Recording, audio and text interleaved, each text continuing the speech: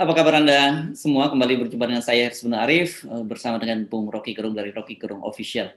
Kali ini Bung Rocky saya nggak akan mengajak Anda untuk sejak politainment karena persoalannya cukup serius ya. Ini berkaitan membahas hasil audit dari BPK yang disampaikan dalam pidato di rapat paripurna DPR hari ini, hari Selasa, jadi kemarin ya.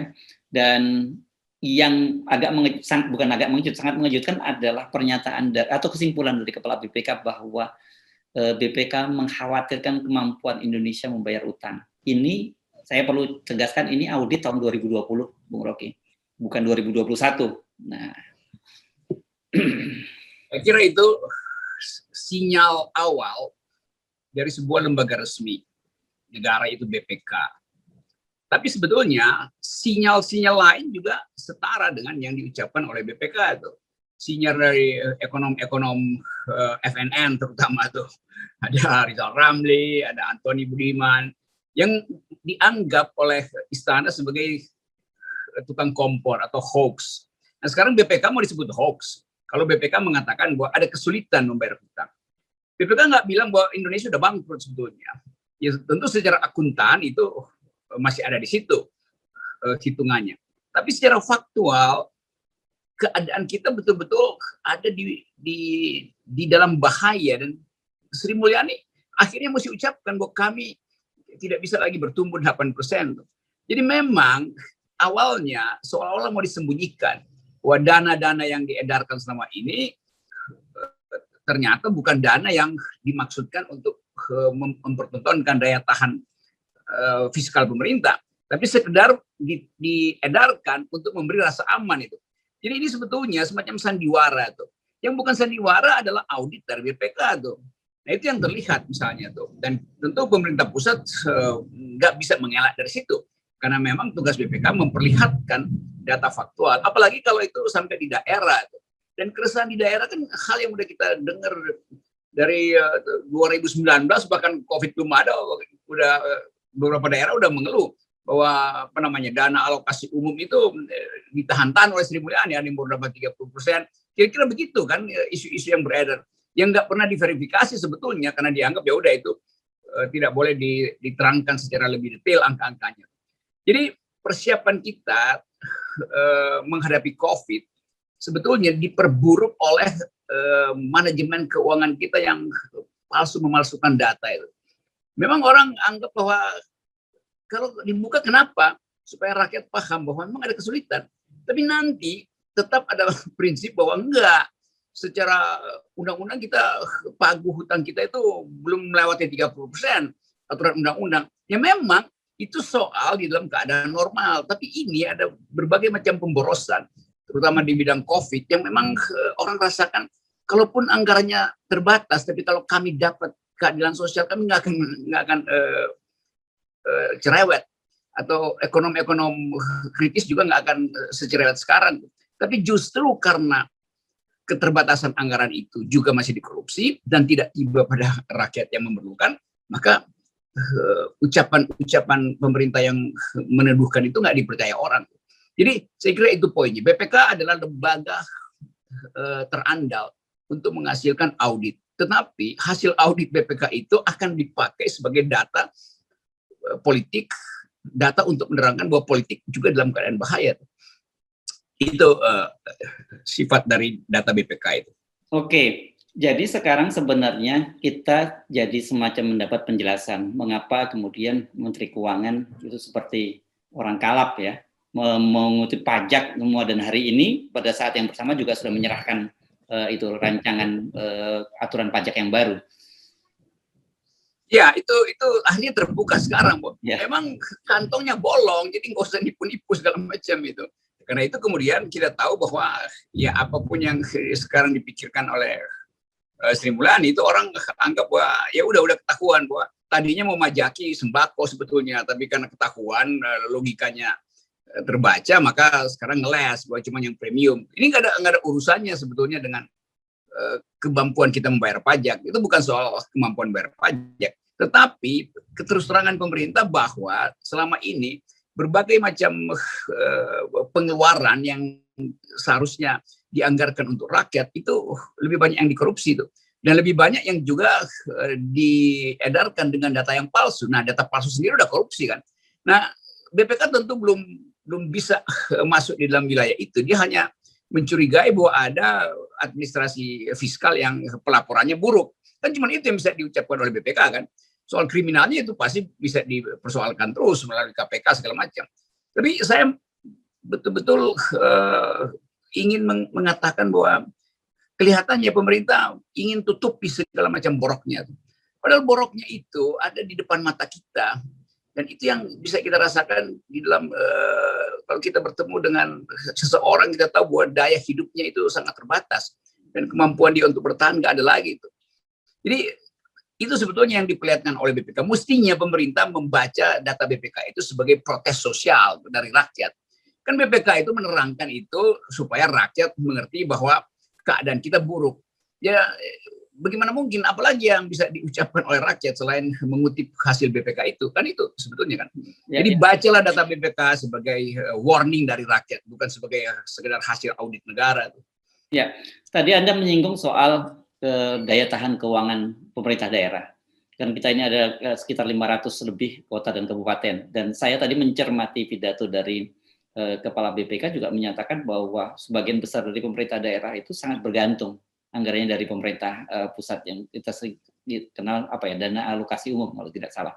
Saya jadi membayangkan kalau kemudian pemerintah pusat mengalami persoalan dengan keuangan, itu bisa seperti kayak efek domino efek tuh ke pemerintah daerah, Bung Rocky, dan itu menurut saya itu bisa jadi bencana.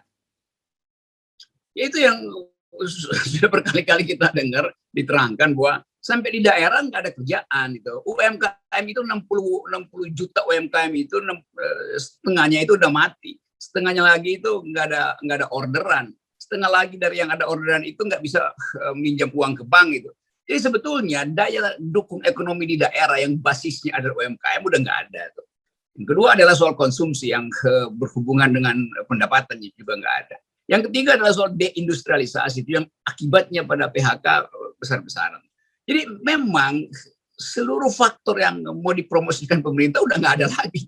Karena itu kemudian ya sudah, sebetulnya kan konsekuensinya gampang. Saya mulai udah bilang nggak bisa bertumbuh, maka mestinya pemerintah bikin kalkulasi bahwa nggak bisa bertumbuh artinya nambah hutang kan, begitu kan? Itu berarti nego dengan DPR lagi itu. Karena gampang aja kan.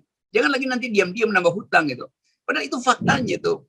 Cuman itu jalan keluarnya kan, atau cetak uang itu. Berapa yang diperlukan? Mungkin 2.000 triliun supaya beres satu kali beroperasi itu dengan konsekuensi inflasi segala macam.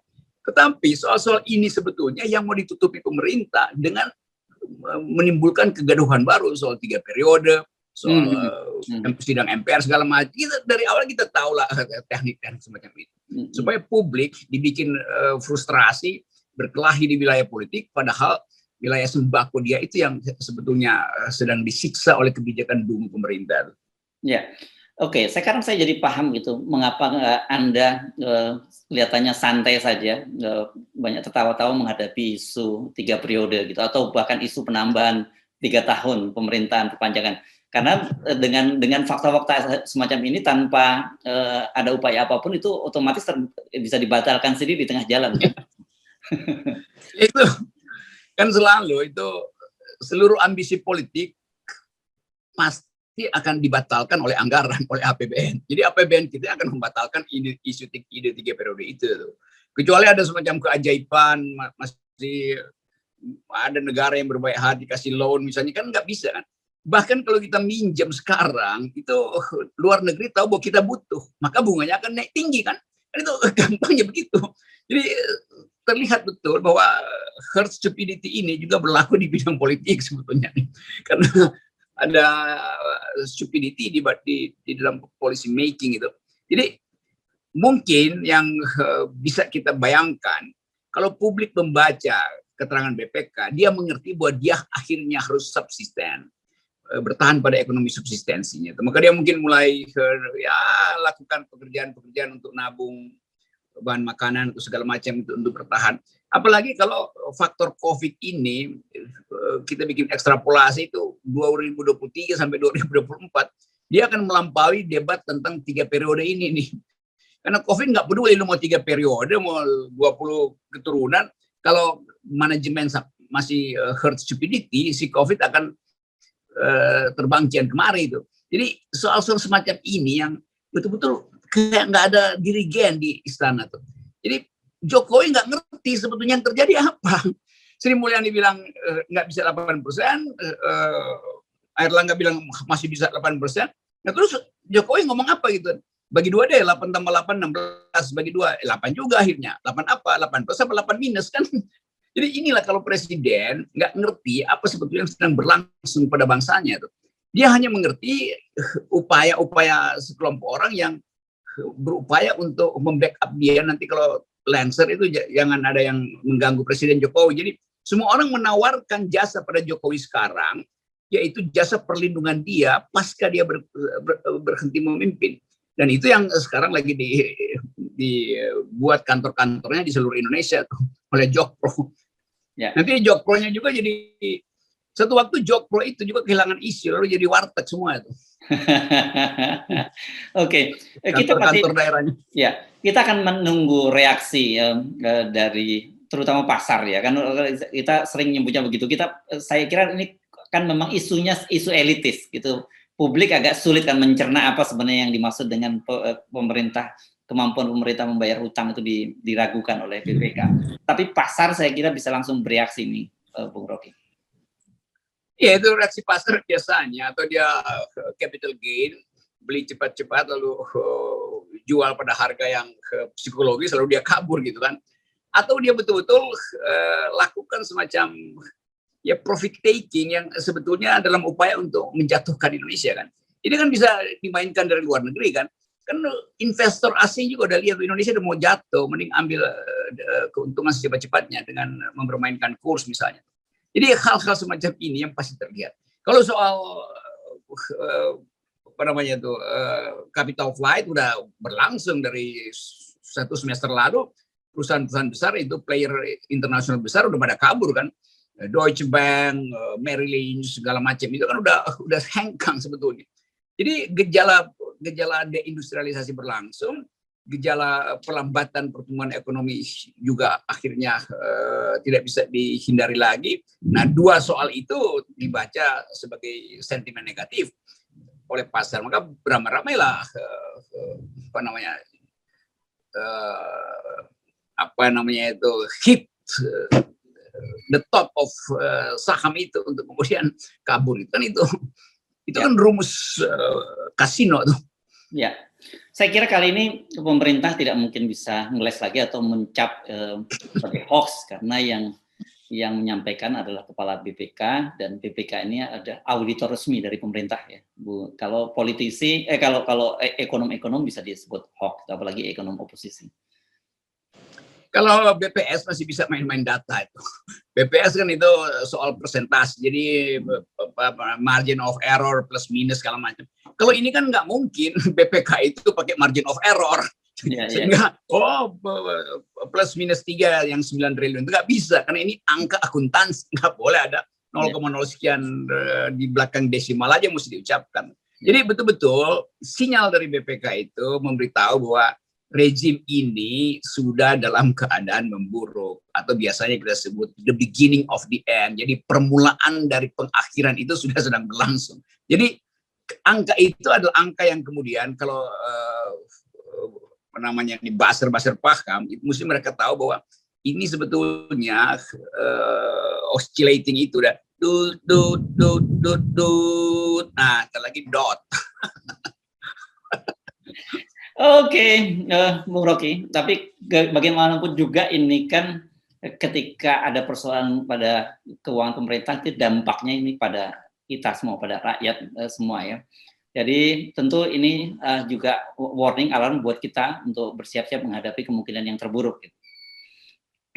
Betul, dan kemungkinan yang terburuk juga sedang disiapkan oleh kementerian-kementerian yang tugasnya adalah merampok dan berbisnis dengan COVID itu juga lagi berupaya untuk panen terakhir. Jadi kita tahu akal-akalan itu juga dipakai sebetulnya oleh kekuasaan untuk nabung apa? Nabung duit recehan tentu dari apa namanya itu rente-rente kecil dalam upaya untuk menggaji relawan-relawan. Kan menteri-menteri sekarang beternak relawan. Nah, dia perlu dikasih makan tuh. Nah, dari proyek-proyek COVID inilah diambil duit kecil itu. Ya. Karena memang datanya itu data audit, lagi kembali ke audit, disebutkan ada dana COVID 9 triliun nilainya yang disebutnya tidak memadai. Nah, kita nggak tahu ini bahasa akuntansi negara itu apa yang dimaksud dengan tidak memadai. Ada dananya disebut 9 triliun. Ya, pasti tidak memadai artinya dikeluarkan tapi tidak tiba pada yang bersangkutan karena datanya palsu. Itu gampangnya begitu tuh. Oh, gitu ya. Datanya tiba Okay. ke siapa? Ya tiba ke relawan. Baik, terima kasih, Bung Rocky. Oke. Sip.